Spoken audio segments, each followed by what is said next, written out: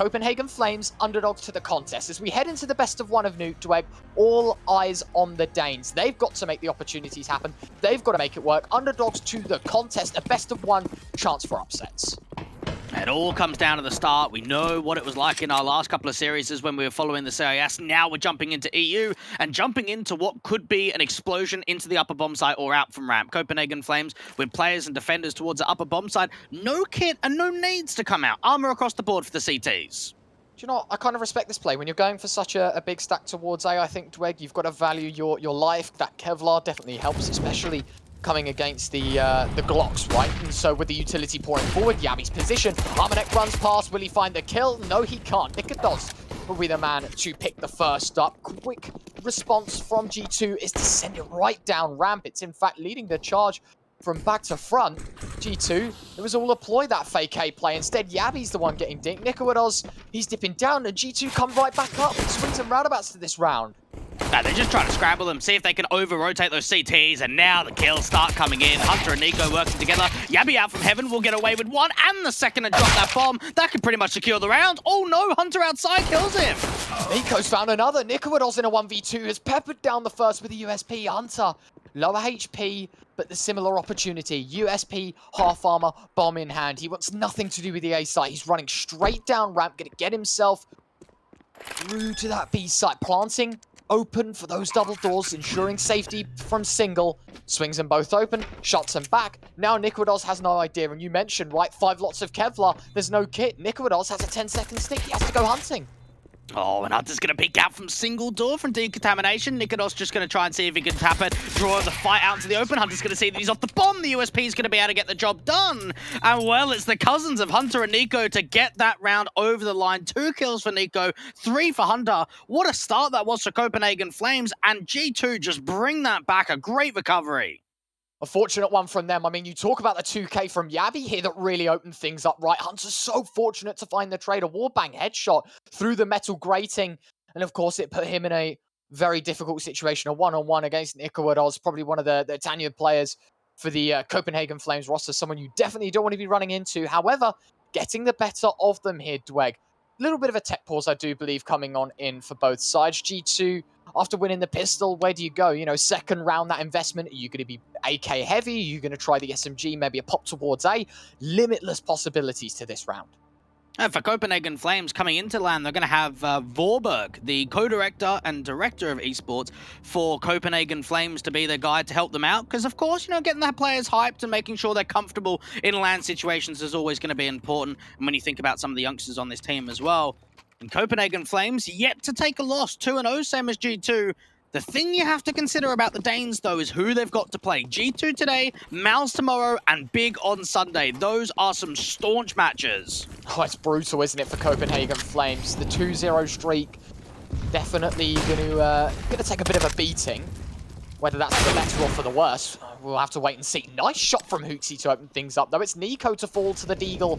The sidearm for Copenhagen Flames to explode out towards the outside position. However, in the meantime, G2, they found themselves control towards ramp. They're going to dip down towards the lower side. Nikodos wants nothing to do with this here. Dweg, he's going to fall back away. Hooksy overzealous, and that cost the man advantage. He earned themselves. Yeah, that's an overextension that was unnecessary, and for G2, they just punish. Amanek thinking about trying to get in towards Radio Room, so being able to give it back over to Roy. Zephon thinking about taking a couple of pop shots through that smoke itself. Nikodos even getting a pick onto Hunter. 4-on-2, the Mac-10 and the Galil have to do a lot of the heavy lifting, and Yabi says goodbye to Nexa, and Jackson a 1-on-4 has round 2. Needs to reload the Galil, limited ammunition, finds 3, no ammunition, switches to the sidearm, and Yabi's quite got it. My God, Dweg, it was close, but no cigar for Jax. A 1-on-4 attempt, a very nice try, but just could not convert the final. Ammunition in the Galil, even at its maximum, couldn't be enough. It's a shame, really. Isolating so many of those picks, and being the last one left, it all just comes down to him. Roy being incredibly low, Yabi just getting that kill in forward, tries to go over to the Glock. It just doesn't happen, and now we go back and forth. They've just been able to scrape away enough money. Jax has actually passed over an AK to Hunter and get him to use that with the armor. See what they can do. As you mentioned, a rogue buy. An AK to try and take down that Copenhagen Flames economy. We know how liquid it can be, Dweg, in the start of the CT side, especially coming off of a pistol loss and a forced win, right? 4 casualties as well. No Kevlar brought forward other than that individual that, of course, brought the Galil across. Could spell a bit of a disaster. A man topping the scoreboard so far, Yabi, 4-1, 209 ADR to his name. Looking strong, and he's been an individual I think I've been keeping my eye on for a little while here, Dwayne. Definitely one that's grown over time. And so far, so good here at LAN as well. Yeah, he's been a part of this lineup for a very long time, and actually, considering he's the youngest player, he's actually the player that's been here the longest out of anyone on this lineup. And G2 thinking about that upper take. Smoke, couple of flashes to work with. Nico thinking about trying to entry out from the hut position with the Tech 9. See if you can get anything done. Problem is, of course, that limited utility. The MP9 of Hoopsy will pick up them first. The problem is, of course, the M4, but it's not good for anything. Hoopsy now, for a lot of the heavy lifting, can only find another. In fact, Odos to steal away. The Galil from siphoning on Heaven's only good for 1. And this round is a shambles for Copenhagen Flames. Roy against 2. Yeah, Hunter getting a couple of picks with that Hero AK, and that M4 being picked up for Jax. Now, he's the one that doesn't have any armor because he brought that weapon over and chucked it to Hunter in the last. Roy just waiting for a sound cue, waiting for that bomb to get tapped to draw the fight out into the open. M4A1S needs to try and isolate these duels, and G2, they're just not peeking. Giving him no inch whatsoever to try and get back into this one. Both players set the bomb down, guarding Heaven. Of course, it's Hunter. He says goodbye to his teammate, though. Position revealed, Dwayne, but is that enough damage? He's 79 points of health. Hunter, currently 5-1. Roy understands the importance of this. Does he go towards Heaven? Does he want to try and play a late play towards Mini? Man, you've got to think. And, well, caught in the wrong place, wrong time. Hunter goes to 6-1 as G2 pick up their second.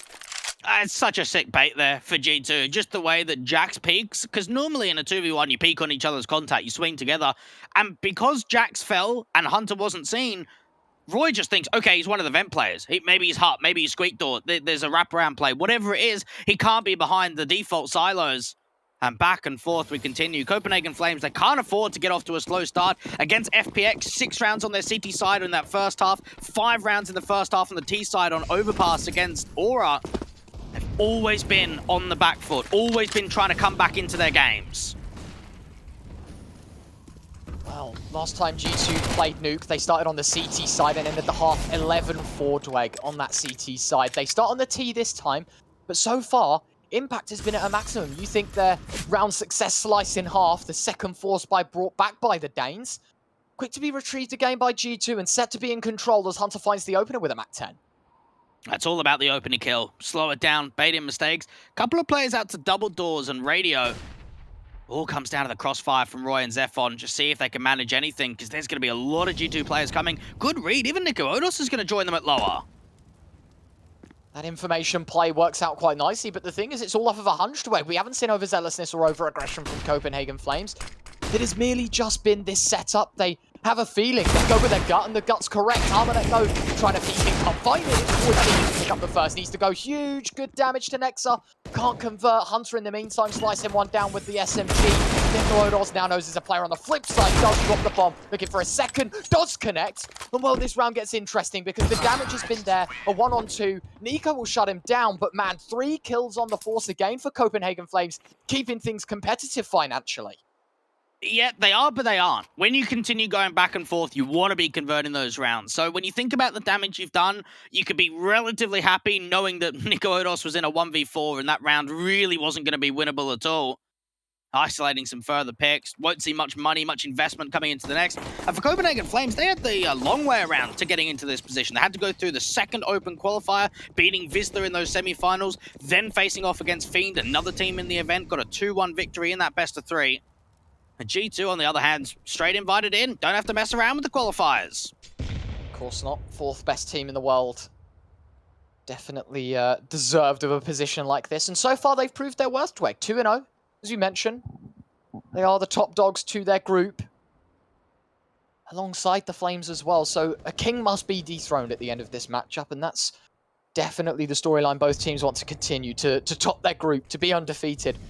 Copenhagen Flames being the underdogs to this contest, of course. You've got to be cautious. Pointing out the obvious is that Copenhagen Flames, full USP eco. Yeah, they've gone for the quote-unquote quad boost outside. It's not quite 4 players. It looks like it. You'd have to imagine those MAC-10s are so hungry for frags. It's the AK of Nico to tear the first apart. A second kill and a third, in fact, for him. Tapping away with the AK-47. I think it's just Hooksy in a 1-on-4. The damage, good enough, I'd say, for a USP eco. You come into this round simply looking just to do something. Damage, a kill. Never done exactly that. Wipe out an AK, give them no chance. Stick to the 2 MAC-10s. G2, however, up to 4. On the T side of Nuke, things slip quite quickly away for the Copenhagen Flames side. They cannot let this one spiral out of control. And the last time we saw Copenhagen Flames in an RMR was way back in ESL1 Road to Rio, where Hooksy was the only player that's playing today, a part of that lineup. He then went over to Existence and Mad Lions, came back to Copenhagen Flames, and he's bringing them to the second RMR. Copenhagen Flames averaging 9 rounds on this CT side. I feel like today they're going to need a lot more than that, though. Against, of course, the beast of Group A, excuse me, of G2. See if they can find anything in this one. Nico toe-to-toe with Roy. Jumps over the top, though, and Nico, of course, who better than to find the first? The outside lurker finds success. Now Copenhagen Flames have to compensate for the early lost man. Jeez, those two, Nico and Hunter, have started off this game just beautifully, just finding impact straight away, being lurked outside, just constantly taking damage. And Roy just seeing if he can work in and around the smokes, make an aggressive play, just doesn't happen at all. Now we can see the outside smokes, and for Copenhagen Flames, they need to start getting forced forward, start making some info plays, trying to get a read on the situation. Even in the util, there's not much for it. Yabby, he's being watched, isn't he, if he pushes any further forward? Flash goes in deep. Yabby, he could be in for lining up many.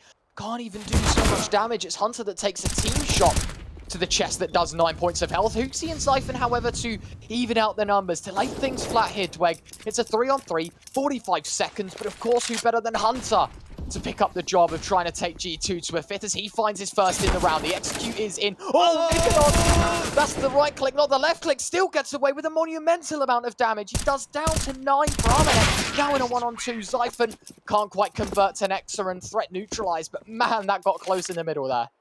Honestly, Copenhagen Flames played that 4v5 to a T. They played it really well. The way that they aggress Yabby forward out from Squeak Door just shows that they're trying to make a play. They're trying to bring the numbers back. And even though that Squeak Door angle didn't quite work out to a lot of success, they were able to crunch into lobby, bring it back to a 3-on-3, and without that right-hand sort of right-click of the scope being undone, maybe there's a difference in that world. In the end, G2 are the ones that take it. Copenhagen Flames, very slow to start on the city side, and the international squad, they're just building T-side rounds, one after the other. 5-1, a 4-round lead, as you mentioned, is not exactly something you'd be hoping for the Flames. The Danes, they needed to make a good impression right off the start. The MAC-10 of Hunter and the AK of Jax to open things up. Armanek finding a third, and just like that, I think the MAC-10s are going to really be the winners of this contest. Lots of money, lots of opportunities. Nico coming in from the late lurk outside. Not good for a kill. Nico Odos finds one onto Armanek, but that is that. G2 up to 6 here, Dweg. This game's going lightning quick, and I was going to say maybe a break needed. Copenhagen Flames to call their first attack of the map so far. And I'll give you a fun fact here, Retro. Go for it. G2 individually performing incredibly well in these early couple of games. Now, to start coming into this game against Copenhagen Flames, they have 4 players in the entire event that are ranked top 7 for the highest rating. That is insane to think about. The 4 guys on this team are in the top 7. Yeah, that is quite unreal, to be quite honest with you. So far, so good for them, right? They're living up to the fact that these players really are showing their worth. Yeah. I mean, you've got to look to Hunter. 12-3. He's had a stunner of a game so far. However, Dweg, we head deeper into things. This round is an investment and backed up by utility for the Copenhagen Flames. See if they can get anything done in this one. Maybe they've got a misread on just how much body Kevlar there is, or maybe that is something they're reading on too. Zephon and Hooksy don't have any at all. Hunter is still running a MAC-10. I mean, it's dangerous. A very dangerous game that you're playing. Nico Odos looking for the kill towards outside. Won't be given anything just yet. Nico, of course, the counterpart, who's been so potent towards this outside presence. I mean, 2 rounds in a row, the guy... I mean, in the second previous, he found the kill. In the last round, he found the wrap to give them that site control. It was, you know, time after time, impressive performances for him. This round, a lot more passive, though. Realizing the smokes towards outside need to be thrown together, he's going to line up one of his own. And Copenhagen Flames, now the true test comes towards this outside presence. Can they hold on to this control? Any early kills? Maybe not. I have a feeling that Roy's going to have a very difficult time outside continuation for this entire half. He hasn't been able to find a lot of success so far. Both CTs just trying to spam away. They have done a lot of damage. They don't have a crazy amount of info on that. 50 seconds. 4 players down towards the secret position. Flashbang going to be sent out. G2 thinking about this pressure. Maybe voided by the fact no one really wanted to peek into them. No one's playing for the information play. Boost attempted by Nico. Just to get that information towards double doors. Everyone playing so silent. It's the shift key still being held. Right? They're playing for a contact play. Now the noise is being made. Now the pressure's on. It's siphoned out towards the lower side. That has to go huge. And they've rotated the NWP of Nico Erdos down for that ramp position. He's going to take the first point of call. Wins out that first duel. Xiphon trying to do the best he can. Well, a second frag for the Flames leaves things down to 3 for G2. Hunter still in the equation, but the MAC-10 may just come back to bite them. Jax to try and keep things competitive with the first kill. Tapping away, trying to find a second big leg. They fall short in that engagement, probably the most important one of the lot. And of course, no time adds up to Copenhagen Flames' second. We mentioned how difficult it's going to be for Roy to hold outside. And when you've got 2 kings of Nico and Roy for either side holding towards outside against each other, it's going to be a difficult time for one. And for the CT side, we're yet to really see a grip being held by Roy. I'm definitely keen to keep my eye on for Xiphon. Again, 17-year-old, played on the Alberg Rebels, Orba, most recently a part of the Astralis talent side. And this is going to be a real test for him on LAN. And that hold to that lower bomb site with the crossfire Nico Erdos, it looks solid. Seems to be the rotations are quite on point as well. Something I did want to point out there, Dwayne, of course, that you noted in the middle of that round is how quick they brought down Nico Erdos with that AWP, right? It was really quick, sharpish rotate. And of course, G2 ran right into it. Round 9, MAC-10 on Hunter again, trying to capitalize, I think, off of the fact that they have no helmet swag, but in the previous round, if it tells you anything, Hunter didn't really find all too much with it. This round might just tell a different story. Single AWP setup still being brought forward for the Flames, keeping so many survivors in the previous as well, trying to build up finances of their own. I haven't seen a lot of pace from G2 on this T side just yet. Those upper takes or even those vent dives, it's been quite careful in their approach, very default heavy. And these outside smokes, it's difficult to get a read on are they a fake or is it actually a commitment? Because we've seen a couple of times they've gone in for outside smokes, haven't walked down a secret. Other times they've walked in, they've always been silent. Roy waiting for any kind of information towards outside. That second smoke coming in is not going to give him anything. Re-smoke down to Squeak Door. Focus from Copenhagen Flames quickly shifts to the knowledge of those cross smokes. No one from G2 pressuring off the back of it. Of course, Roy holding very passively, so he doesn't know there's no first smoke. That initial contact smoke thrown out to just deny the garage presence. It's the A side tech that's going to be in, and well, Hootsy good for one. Big damage done to Jax. The molly doesn't quite reach Yabby. He's able to pick up a freebie onto Jax. Siphon in the meantime, catching up next up. Nico towards outside later on again, trying to apply the pressure, but I think it comes in just that little bit too late. 15 seconds, 1-on-3 for the main man himself, and I don't think he's going to find anything more. Maybe one exit here and there, but sacrificing a third round. Copenhagen Flames clawing their way back into this one.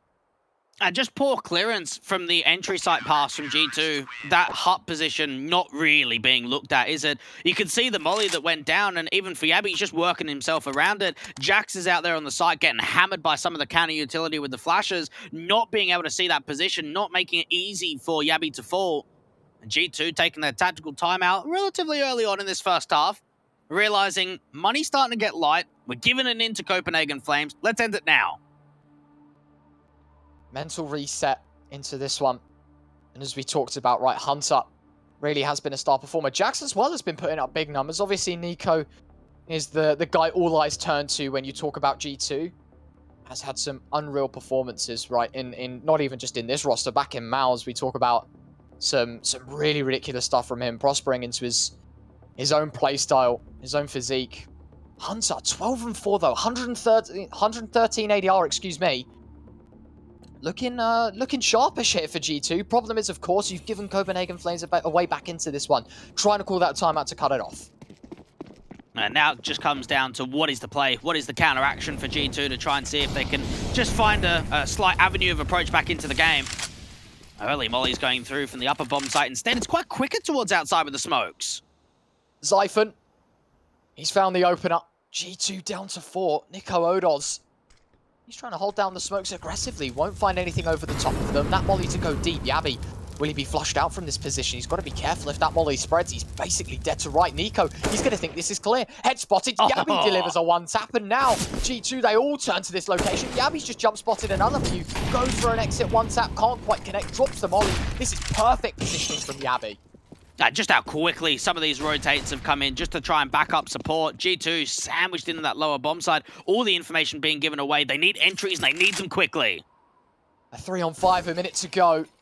As time dwindles, the chances of G2 taking this round quickly fade away, as well as Yabby. Posted up a one-way angle to success. Jax's shot onto Zyphon has cost his position, though. He has to take a more aggressive one towards the control room. This could be scary stuff. Flashes are in. Next will be the man to take first contact. His position's compromised. He goes down. Nico Odos able to find Jax in the meantime, though. 2-on-3.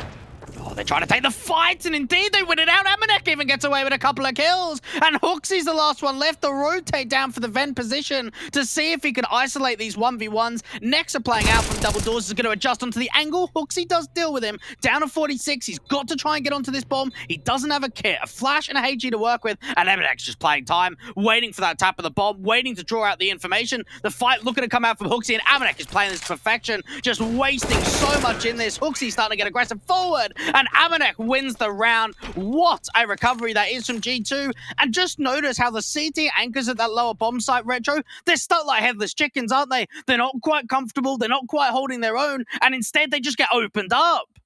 How do you go from a 5v3 to a loss? Amanek's 4K definitely providing in that one. Dwayne, talk about this 1v1, right? Playing so smart. Flashbang right, looking left. Here's the steps of Hooksy. He knows exactly what he's doing. 7-3 G2 after a timeout. Looked sharpish for Copenhagen Flames. Bottom of the barrel buy. Everyone's sunk down to basically $0. This is their all in. All chips on the table. That also means this round has to be won. If not, you get into a very difficult economical position for the Danes.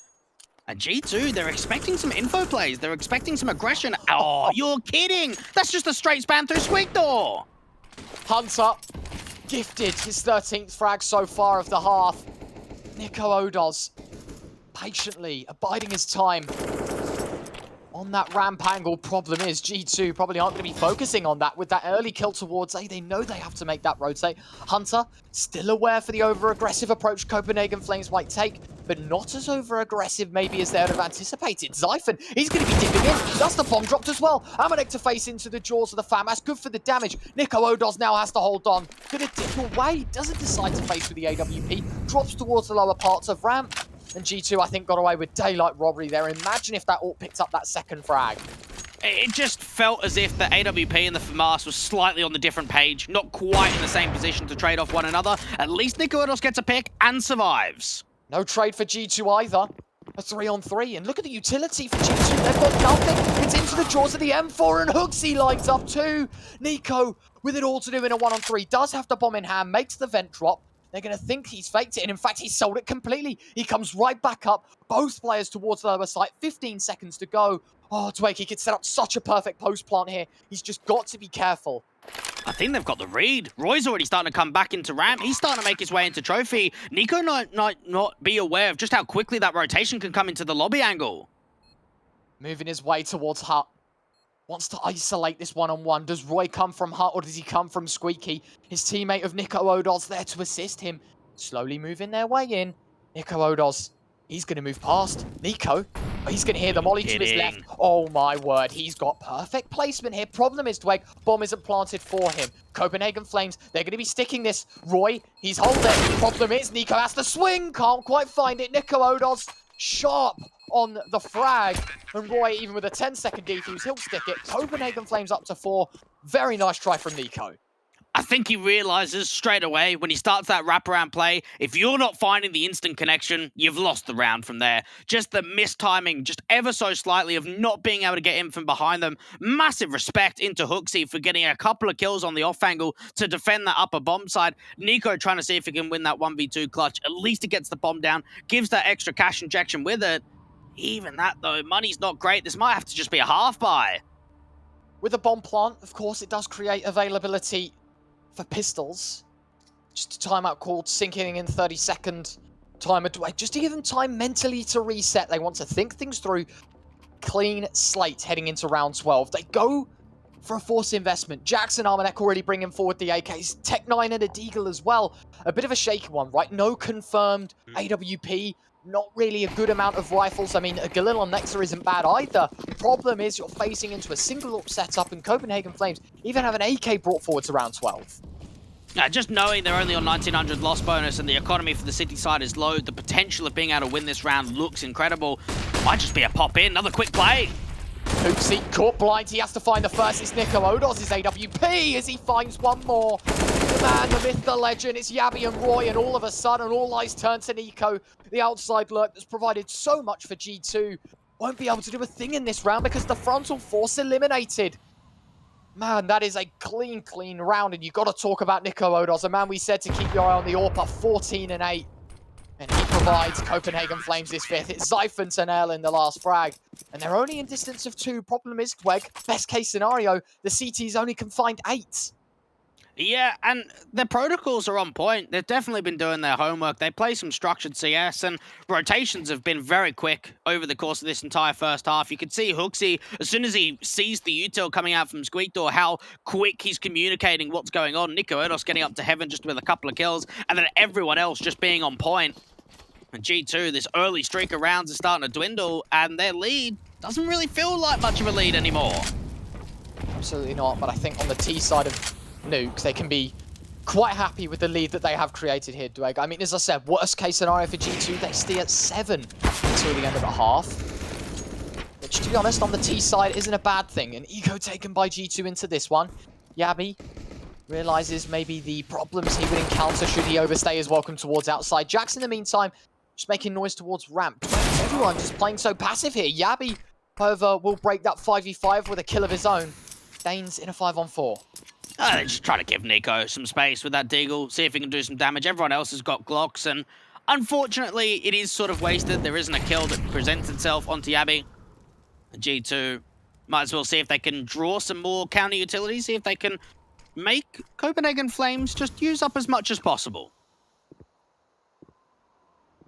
50 seconds to go. G2 anticipating the outside play. Nico Odos, really nice shot. Connects onto the first. Can he find more? No. Does get the information on a couple of them, though. Yabby, he's going to be the man to watch. In fact, no. G2 are going to look elsewhere. Nico Odos finds another. Does go down. Infro and S of Zyphon there to back him up. And Armanek, 1-on-4, falls at the first hurdle. Zyphon's double kill keeps the AWP in play. And Copenhagen Flames up to 6. I think Nico Odos as well was definitely a player in the online era that took a lot of people by surprise of just how much impact he could find. Played on sort of that tick-attack and lineup, which was a lot of mixed players in Europe, started making some decent inroads in some of the lower tier events, then having a chance working with Singularity before moving over to the Flames. Got signed on the 14th of October last year. Pretty much almost a year now. There you have it. Copenhagen Flames looking for more. Nico Odos thinking about firing the shot through the squeaky door. Yabby, he's going to be taking a large chunk of damage early doors. How that's happened, I don't quite know. I'm guessing maybe a molly. He's dipped down towards the lower side. Nico has found Roy. We talk about that ongoing battle towards outside, and G2 trump Copenhagen Flames once more. Even Zyphon expecting a play out to ramp and just can't do anything about that. G2 now giving themselves a 5-on-3. There's one player to defend at lower. This might already have to be a save, though, for Copenhagen Flames. Unless the AK of Yabby can pull off something ridiculous, I think so. Nice first frag, but one isn't enough, Tweg, and I think Hooksy and Nico Odos, they're going to be looking to chalk up this round, give G2 their 8th, and bring these rifles to the last. They've got the funds to do so. I don't think risking a premium T-side rifle and an AWP on the CT side is something they're going to be particularly looking to do. Copenhagen Flames concede an 8th, and for the CT side of Nuke, I think we expected a little bit more here from the Danes. You've got to be realistic as well, right? We probably expect it. It's just that they're facing G2. They're facing a world-class squad. Hooksy thinking about just a late take into that lower bomb site, seeing if he can create an opportunity. This is very risky. You've already got players out to double doors. This just is not going to happen whatsoever. Opens up, does steal with Amadex, so it's time wasting. It's trying to keep players in that lower bomb site. He makes that round incredibly expensive. Well, and there you go. Hooksy to go down after time. Nico Odos, the only survivor with the AWP. 6-8 here, Dweg. All things considered, as close as you like. If Copenhagen Flames can find a 7th, Sure, so be it. I'm excited to see what their T side beholds, but problem, of course, won't be if their T side's good enough. It's G2. Have they prepared enough on the CT side? Looking real confident so far in this one. Kept things competitive. Hooksy taking down a lot of players with him. Really nice damage, in fact. Unfortunately, they couldn't quite find the rounds, but I guess it's okay. G2 8, Copenhagen Flames 6. That's very cheeky, because you look at the buyback from G2, and a couple of them are incredibly low, and all you're losing is an AK in that situation. Hooksy even getting aggressive in front of the sweep smoke. Another upper take. Well, it's all kicking off. 2 kills for the CT side, a third and a fourth. Copenhagen Flames are ready to shut things out here and now. Nico's position compromised, and it is as close as you like at the half. Join us after the break for the second half of G2 versus Copenhagen Flames.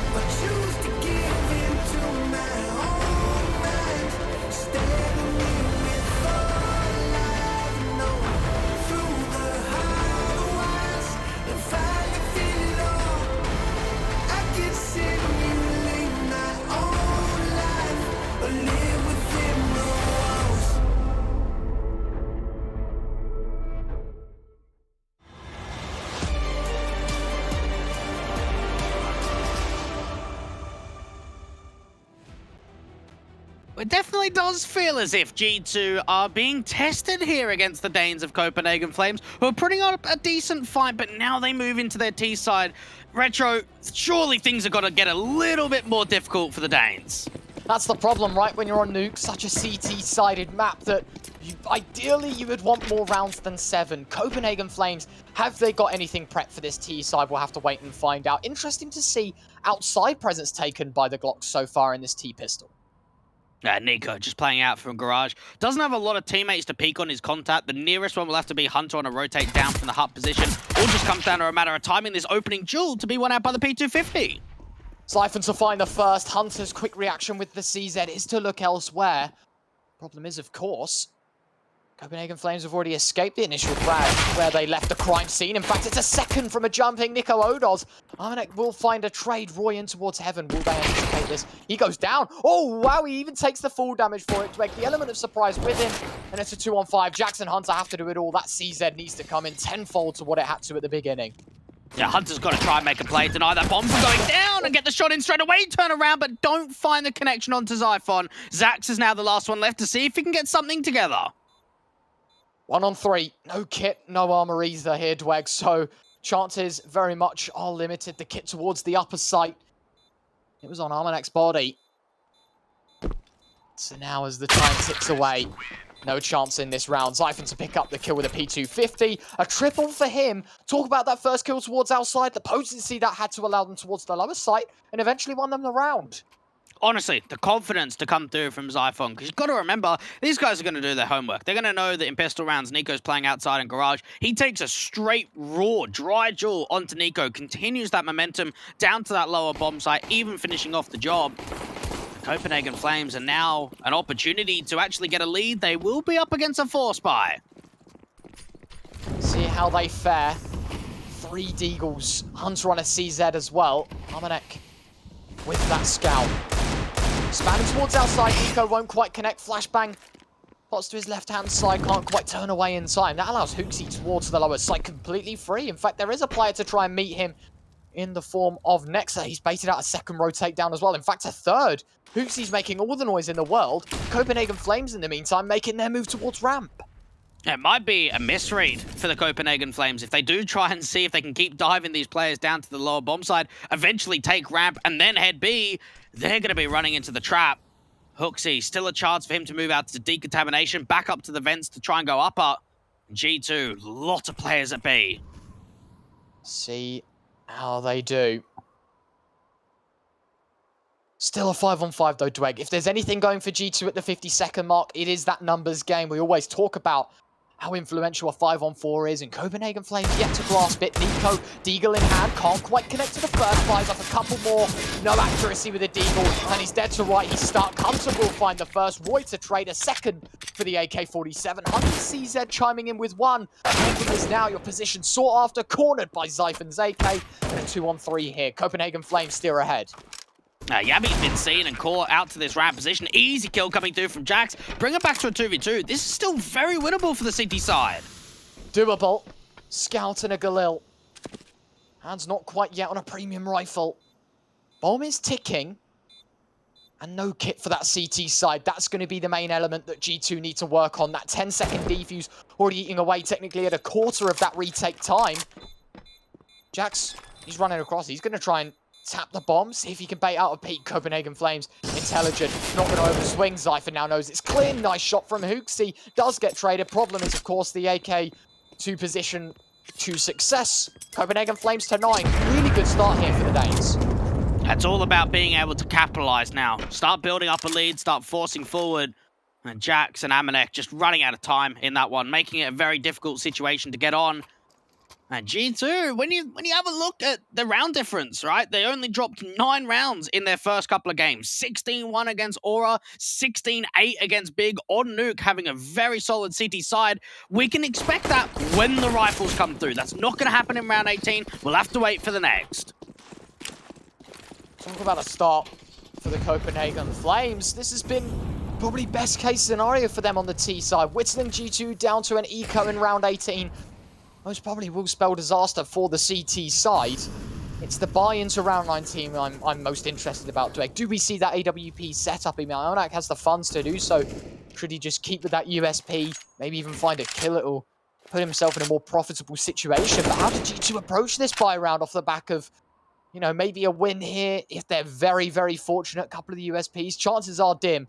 Jax's Galil could turn things around though. Yeah, if they can set up the Galil to at least get a pick outside, gather an early man advantage onto the lurker of Hooksy, that could be a way in. Interesting to see Copenhagen Flames taking their time. Do not want to overextend, overstay their welcome. Nice shot from Jax. He'll open things up. Hooksy to fall. Now down to the 4 AKs in on this ramp position. Jump peek in. trying to make as minimal noise as possible. Nice shot from Roy. How does he even hit the head there? I do not know. Copenhagen Flames earn level pegging in this round. Zyphon to find his second. Nico gone. Lower sight exposed to its bare bones. And Copenhagen Flames on for 10. Just trying to see if they could draw the fights. Amanek thinking about spamming away. That bomb not open for him. Instead open for the double doors. They'd have to expect that even that Galil of Nexa has got an opportunity of just being saved in. T-side expecting a wraparound play out from that ramp position. They've seen the Galil. Copenhagen Flames, their first showing of Nuke in the RMR. So far, it's been okay. Wouldn't say it's been the best. Definitely some fumbled rounds on the CT side. But how they've been looking on the T here, Dweg, I wouldn't put it past them. Definitely to throw G2 for a little bit of a wild one. Peeking late on from the CZ. Nexa, he scooped up the Galil from Jackson, found one. Zyphon's the second man to fall. How is Nexa getting away with so much? Surely not a third kill. Bomb is tapped to see if any keys coming from the T side. Nicely done, Roy. Does not go down. Nico Odos, he's going to hold the line as well. Fortunate, but Copenhagen Flames, 3 casualties in that round. Yeah, very decent damage from Nexa, who has had a difficult game individually. Those couple of kills get him up to 5 now. I'm just trying to see if they can work their way in. AWP potential for Amanek to buy down into the opening rifle. M4A1S across the board, and for any of the new viewers out there, probably thinking that it looks like 2015, right? When we used to have plenty of the M4A1Ss. Been a while since we've seen them back, but now with the latest update, we've started seeing teams really enjoy them on the city side. Interesting to see Copenhagen Flames calling the timeout before the buy away. We talked about the AWP on Amanek. He goes for it, shooting straight in half armor, of course, to ensure a little bit more utility. On the flip side of things, we do see an AWP from Nico Odos as well. Something that's caught my eye, though, Dwayne, the money on the T side. I mean, very, very poor considering they've won 3 in a row. This is, quite honestly, their last stretch. If G2 win this round, you can only consider what's going to happen financially to that T side. Yeah, they'll be on pocket change. And even outside, Dry Peak looking to potentially come through for Amanek, playing out from Credit Card and Garage. Copenhagen Flames just trying to work with the tempo and seeing if they can use that utility, drive that AWP away, force him more passive. Dropping the mollies. G2 trying to scoop up this first kill. Amanek, you can see him lean in because he knows he's got to hold that angle close, and he does so. Nico Odos, the rival AWP player for Copenhagen Flames, sent packing early from this round. Well, G2, we talked about if they win this buy round, how bad it will be looking for Copenhagen Flames. They're not off the best of starts here. Most certainly need to turn things around towards the latter part of this round. I haven't seen many AWP duels at all, and even for G2, they're starting to pincer outside. They're starting to get quite antsy, looking for further info, and that's kind of what Copenhagen Flames are ready for. Zyphon just waiting for that wide swing, that wide extension, and G2 not going to offer it up. 50 seconds on the clock. The Danes do need to start getting a slight of a move on. Yabby's still out from Hut, hasn't heard anything. It's been very silent for the defensive on the A players. Calculating the correct time to execute here, Copenhagen Flames. Being a man down, they need a hero play. That hero play may come in the form of Hooksy. He's found his way towards the lower site, chucking in utility. I think he's just going to try and be the fake play here. Copenhagen Flames have found all this contact towards outside. Nothing found. Hunter's going to be sideswiped. Quick trade from Zyphon. A 3-on-3 Dweg. Worst case scenario for G2. That's a great read coming through from Hooksy, just driving the rotations away. And for G2, no one's in position. No one's going to be coming through the backlines. Maybe everyone from Heaven. You will have Amanek to split up with the pack. They realise that Molotov too dangerous to move into. Bomb ticking. Amanek coming from the hut position.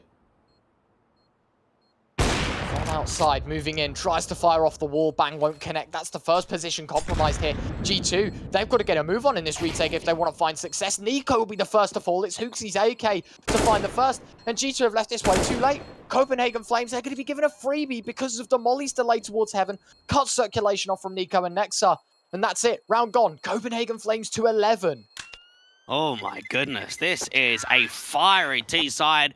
Great read again from Hooksy. Just down at that lower bomb site all by himself. Couple of nades just drawing the attention. Notice the positioning from Hunter. Just not expecting at all from the top of Hut that there can be a swing-in from Mini. And those trades going back and forth. And eventually in the post plant, they slow it down even further with that one kill.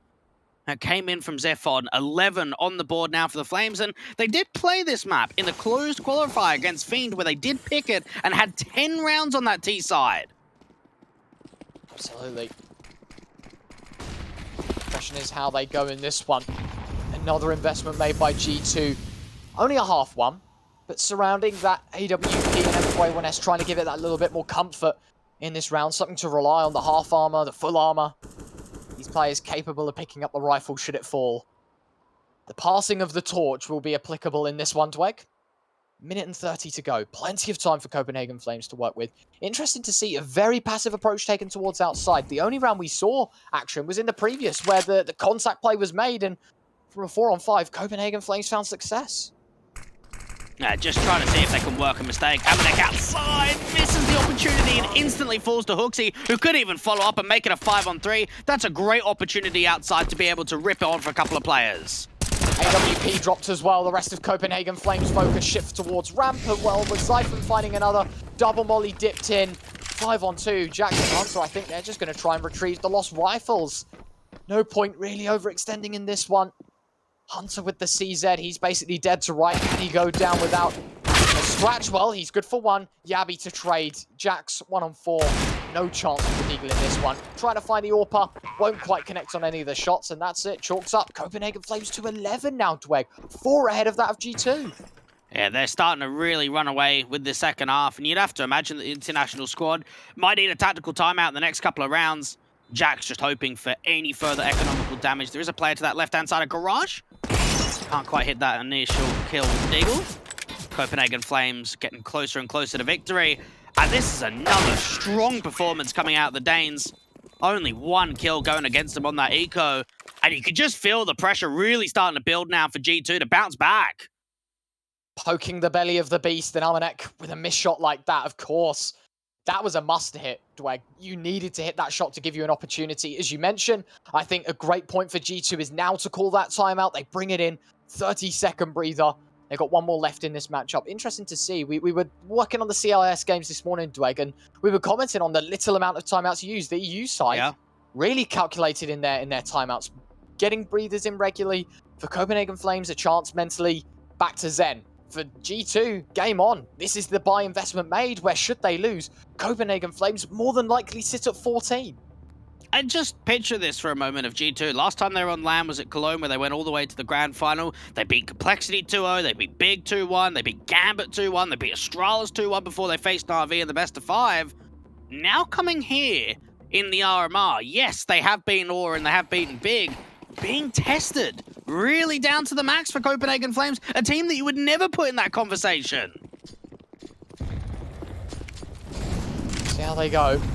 Nico Odos, he's found the first Armanek for the AWP, has collapsed towards, I do believe, the main position. Hunter's going to be there to retrieve the AWP. Playing with fire, though, as Nico Odos continuing to punish through. 20-12, top fragging right now, the AWP for the Danish side. I mean, we talked about the potency. Hunter had him half one. Half two? Quite quiet. 18 and 14 now. The KD ratio quickly slipping. You can just see, coming out of that tactical timeout, how quickly an opening duel tries to get created. Amanek going for that squeak pick out from main and just losing that fight to the AWP duel. Hooksy now starting to work outside. Now, the only outside presence that G2 have is Nico, incredibly deep in garage. Outside of that, the quickest player to lower is going to be Nexa on the rotate from ramp. Got to be careful. Flames. Really careful. Hunter finds one. Nico Odos, quick snapshot to respond. A 4-on-3 Dweg. The numbers still aren't level. G2 now have to race towards the lower site. In the meantime, Luke's leaving no space to Jack, suffocating him in the vent. Nico Odos will pick it up. Zyphon a second. And Nico, 1-on-4. We've seen some great things from this man, but I don't think this clutch is going to be quite in the range as he does tap down Yabby. 3 more to go.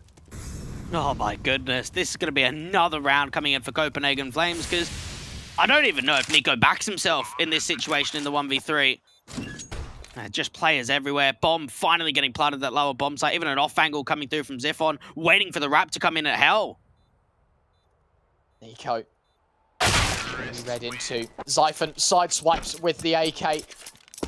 And that's Copenhagen Flames 13. And as I talked about as this round started, problem is with G2 investing so much money into that previous round, the loss bonus doesn't tally up quite right. You're going to be probably on a half buy. If you want to invest, you're talking serious limited utility. And a couple of these players dipping down to SMGs or the FAMAS.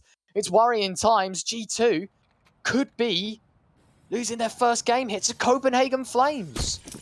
Yeah, the 36th best team in the world up against the 3rd of G2.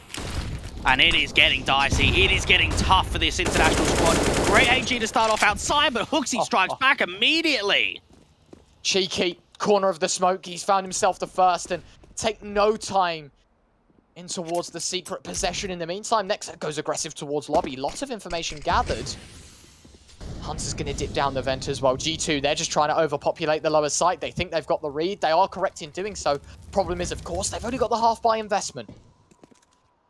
Just start working with that info. Some footsteps being heard out from the vent. Even outside, they peek together. Well done for Copenhagen Flames. Don't isolate those 1v1 duels.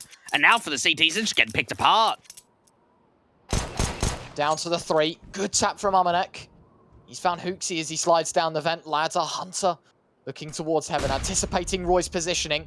Flashbang in. Nico Odos, he's good for one more. The AWP coming up trumps again in round 22. 45 seconds. Next run, Hunter. They need to go huge. Time is going to be a dwindling factor of just how slow this gets played. Copenhagen Flames just clearing out all of these heaven angles from Roy. It comes down to the sandwich of the approach down to that upper bomb site. Hunter, not sure where to look. Out to Mini, out to the top of heaven position. And even next has been spotted outside. No more damage is going to come through when it comes to kills. G2 on 8. Copenhagen Flames up to 14. 2 more to go. And this, you'd have to imagine, has to be, or could be, one of the biggest upsets we get in the entire group stage. It could be. And of course, G2, when alarm bells are ringing, you got to attend to them. 30-second breather, the 4th one and the last one that they can call. Tweg, it boggles me. We come into this matchup, we said, before we even hit the stream, we said, if there's any chance, it comes down to the veto. We saw Nuke. Yeah. To be quite honest with you, I didn't really think this is going to be, you know, the best of the best for Copenhagen Flames. I mean, you look at the map pool, right, and you talk about maybe, you know, if they could squeeze out the Mirage. I thought that was going to be quite an obvious one that G2 could be challenged on. Nuke, statistically, you know, G2 played the better teams and have the higher win rate. Less experience, of course. But man, this is thrown a curveball into the entire Group A. You can only imagine how this is going to shake things up. G2 at the risk of moving to 2-1 in their group. And it could show that the veto isn't everything for Copenhagen Flames, because you have a look at their FPX result and against Aura, they got great maps in of Vertigo and Overpass. They picked out a lot in best of 3s. They don't play Nuke a lot in best of 3s. So seeing it come in a best of 1 does open up the idea. Copenhagen Flames just trying to see if they can work with this. This streak is really starting to get out of control. And for G2, they're going to dive 2 players down from lower into ramp, thinking about going to the secret angle. How they go here, Dweg. It's all calculated amidst the timing. In this one, of course, this is their full buy investment. They're not willing to play for overtime. They want this a win in regulation. Look at the utility they've got. And we're, what, not even halfway through the round. We've dipped down to 2 smokes, 2 mollies, 1 HE, a couple of flashbangs here and there. Other than that, it's really low for the late game. Already a molly being expended towards ramp. Copenhagen Flames still have a minute to play with. And they are getting out red, though. When you've got a couple of secret players that peek up for info and see nothing behind those smokes, it tells them straight away, watch out for the upper take, because it's a fake outside. Grenade dipped in, Hunter. He's actually very close to the smoke. Nose to nose effectively. Zyphered, good for a trade. Jack's only good for 1. Hunter's found the trade and a second frag as well. The M4A1S trumping that of any AK. Nico Odos is falling as well. Down to Yabby. He goes down. G2 light at the end of the tunnel as they find 9. Ends the streak, and it gets their first round on that CT side. 8 rounds in a row for Copenhagen Flames. 7 at the turn of the half when they ran round 15 as well. That's going to give them a leg up in the game, and well, okay, Copenhagen Flames, as soon as they end that streak of the winning nature, okay, let's take a tactical. Let's take a breather, realize what was going on there. They might even start thinking to themselves, how did they know we were going up? How did they have the right players in the right position? How were rotations so quickly? Do we need to lurk outside if we go for those smokes again? Because it was red immediately. A lot of questions, not a lot of time to give answers. How do Copenhagen Flames change their pace heading into round 24? We watch on as the buy happens. An investment, of course, by Copenhagen Flames. After winning so many, having your your bank balance stacked so high, it's unsurprising. Single warp sets up, plenty of utility. Copenhagen Flames, they're going to be, they're definitely playing with fire in this one. G2 now given the opportunity. AWP brought forward for Armanek once again. 2 AK saved as well. Dweg, I can only wonder sort of how this one's going to go. G2, decent rifles and a good setup. Now, even Nexa thinking about making a slight aggressive move in from ramp, going to rotate Hunter down into the vents angle, expecting some more outside approach. Copenhagen Flames have not always committed with those outside smokes. Roy getting into the angle of where Hooksy's been playing a lot of. Slowing this round down, trying to see if they can bait out early util. They're doing a fantastic job on this T-side basis of just trying to keep the utility so light for G2 in the late round. Last round, I commented on it, same again in round 24. Smoke's going to be dipped in towards outside. This time, Dweg, it's no fake, it's no ploy. 2 players heading forward. Great flash from Armanek, though. Nico to capitalize, finds the first, drops the smoke back in. And a 5-on-4. Copenhagen Flames, no room to respond, as now the lobby focus definitely needed. Oh, even Nico might be able to get in behind Hooks. He's got to turn around and get this fight in quickly, and it doesn't happen. Now they can focus the attention out of Heart. Zyphon, good for one. Yabby, another. The AWP of Armanek comes up trumps from heaven, though. Hunter sideswipe. Nico Odos, nice shot to the first. 30 seconds. Bomb dropped out towards A. 2 players still to go. Armanek caught in the rotate. Nico Odos, if he gets a move on here, pre-fires the upper angle. He could be in for a one-on-one. Doesn't find the shot. Armanek misses a sitter. Now Nico Odos slips past. Can't hit the quick flick. And that will be a 10th on the board. Double digits for G2.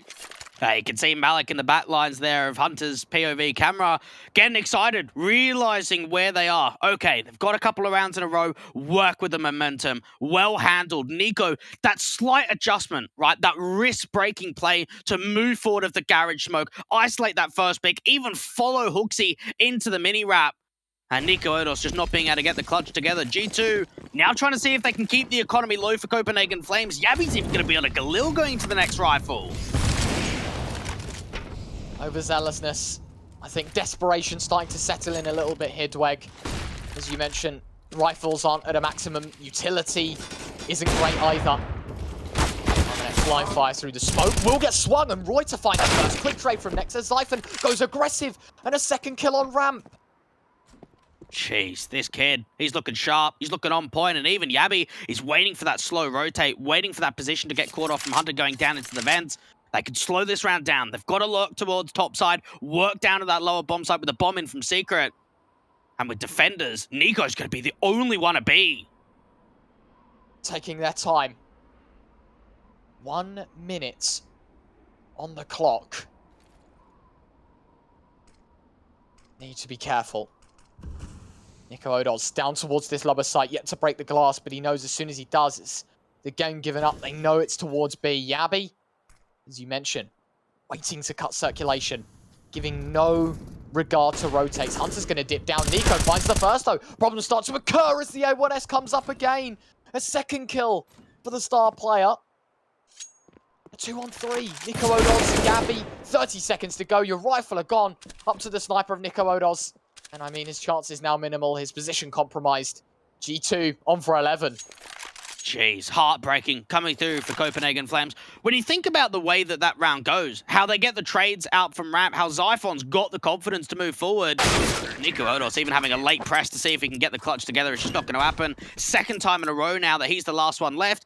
And they give themselves a 4v3. They've taken ramp control. They've got Yabby on that top side out from Squeak Door, waiting for a rotate in from vents. There's only even one player to the lower bomb site. The problem? They can't trade out Nico. 14-11. G2. Some resurgence found. Copenhagen Flames opting to half buy in this one. Taking their sweet, sweet time. Round 26.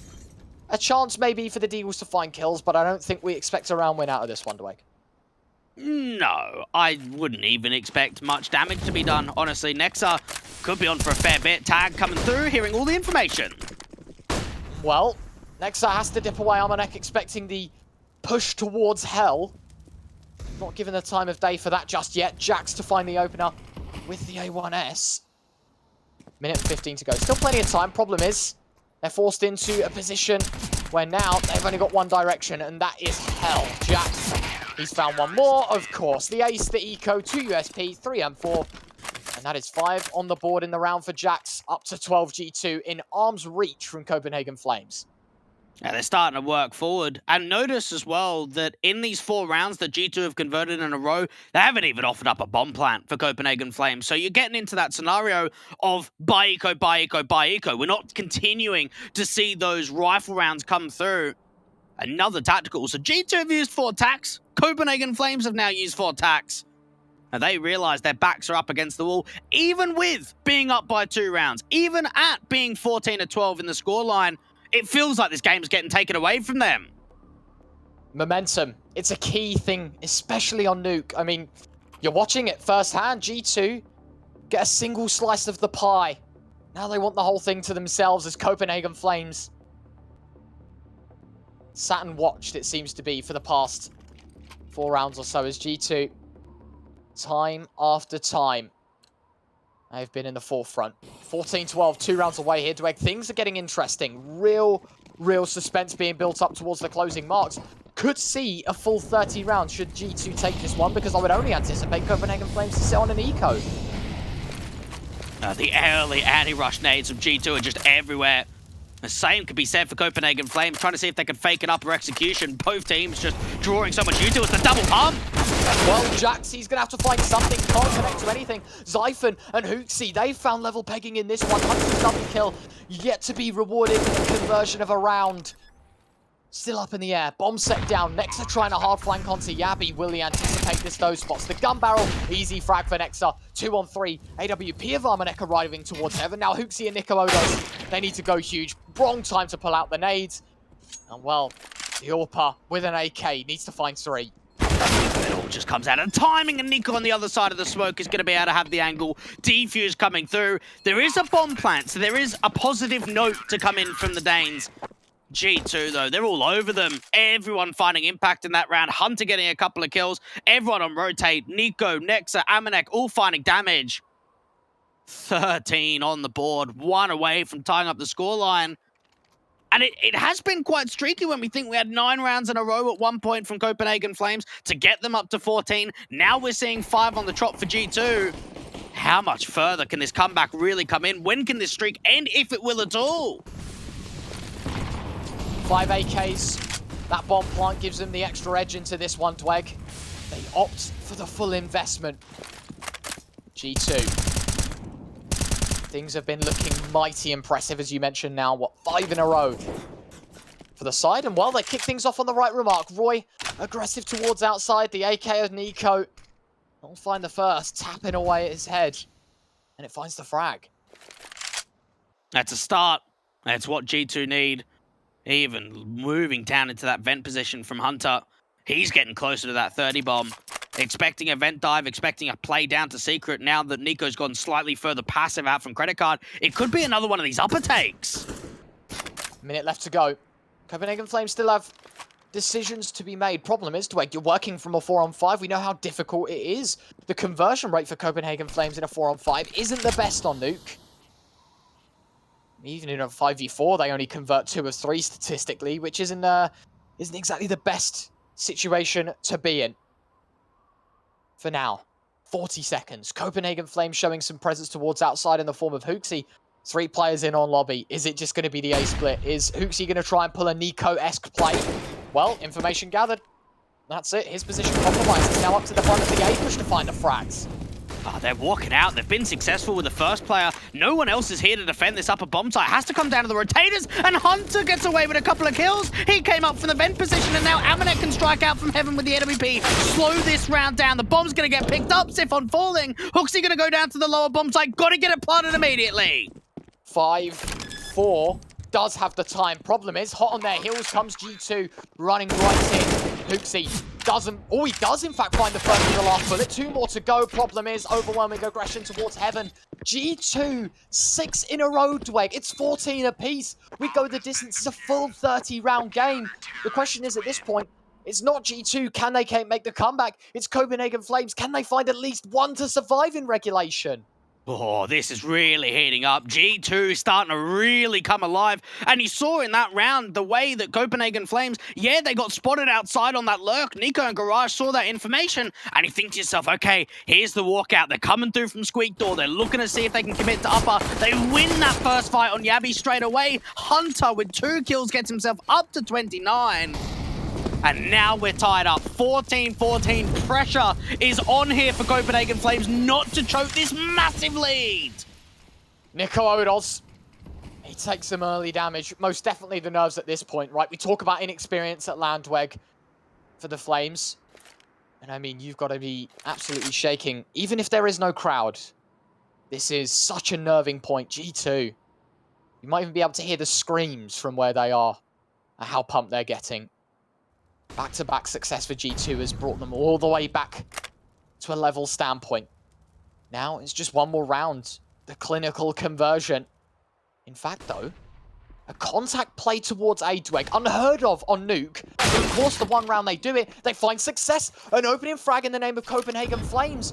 And well, G2 overcompensating maybe towards the outside presence.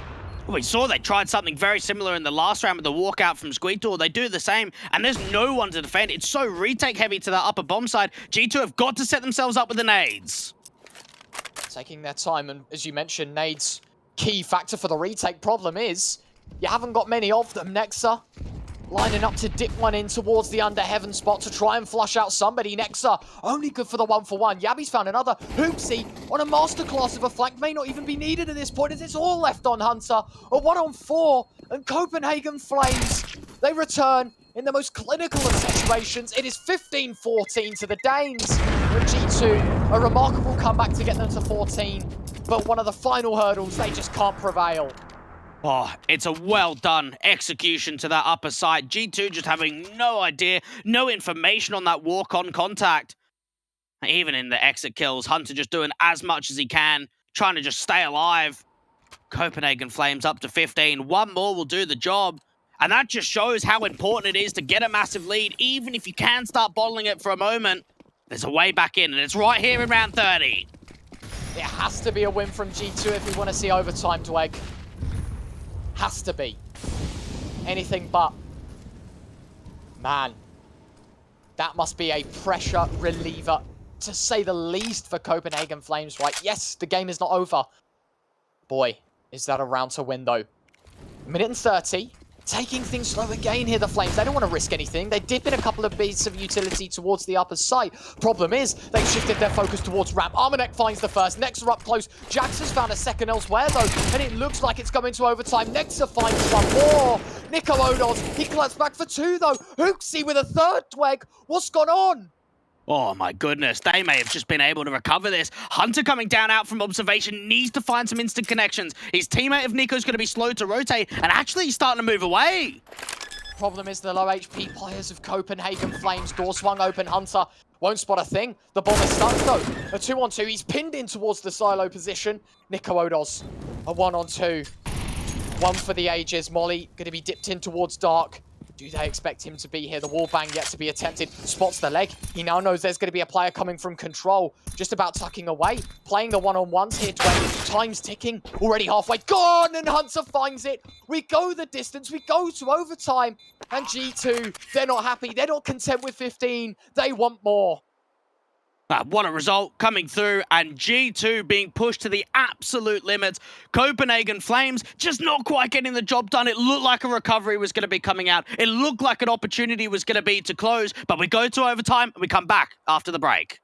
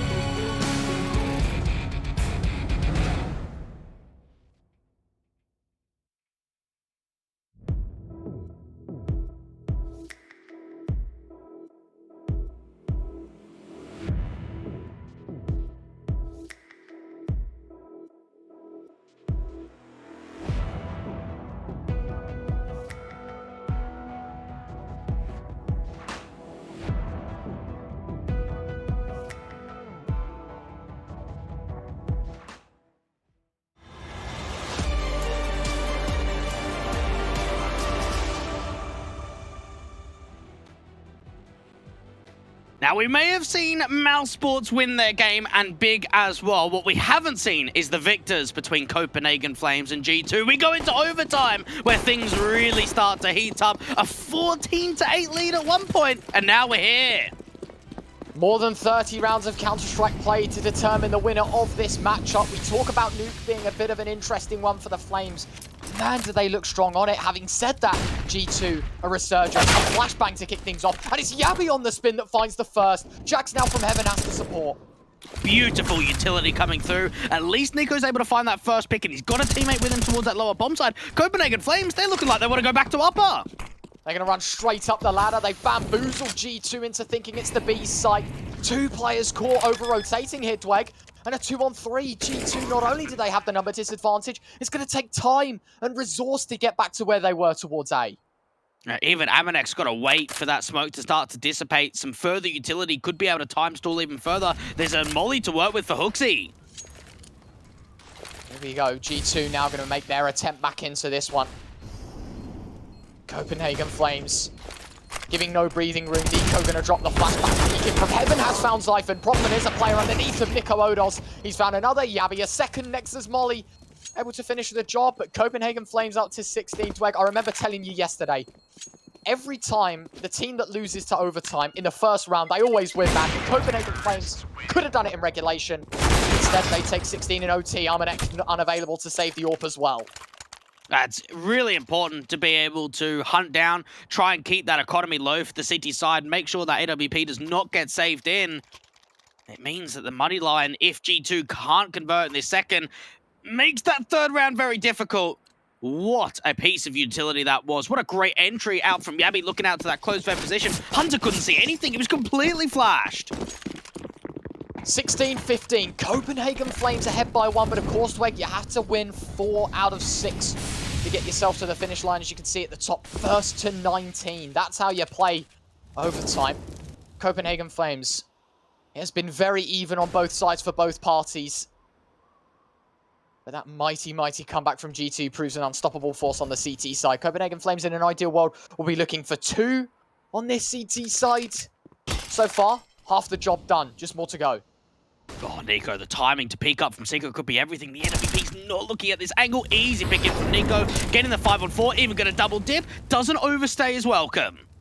Understands the importance of that first frag. Does take 3/5 of his HP bar for it, but a valuable trade in favor of G2. A minute left on the clock.